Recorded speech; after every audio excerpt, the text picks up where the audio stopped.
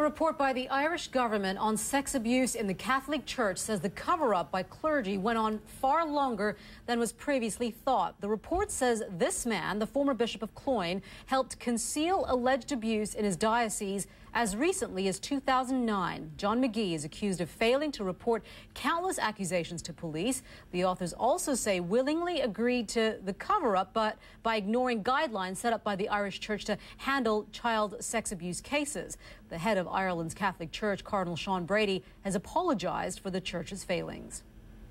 It's a very bad day. It saddens me greatly. I am very upset. I want to apologise, as Archbishop Clifford has apologised, to all the victims of abuse and to their parents and families. But as I say, if there is one positive thing to come out of it, is the confirmation that this church structures have been proven to be effective. For more on this, we're joined in the studio by CNN's contributor on religious affairs, Richard Green. Richard, thank you very much for being with us. So they're saying that the church structures have proven to be effective. And that is exactly what this report says is not true.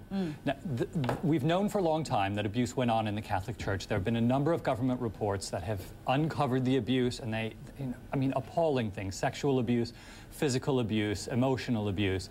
What the Church has been saying for some time is, we are horrified by this. We put new procedures in place in 1996. We have created safeguarding councils. We have officials in all dioceses to make sure that this doesn't happen.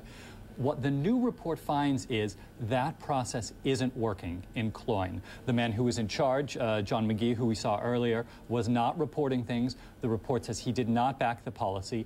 And so what this report implies, the Church's defense, we are getting on top of it.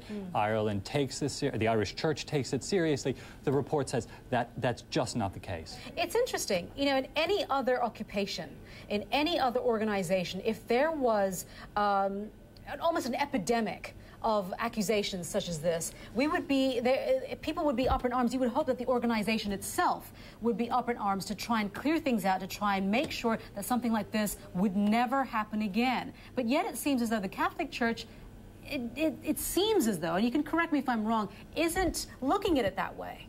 Well, to be fair, there certainly are very powerful figures in the Catholic Church who are deeply upset about this. But deeply upset isn't good enough, is it?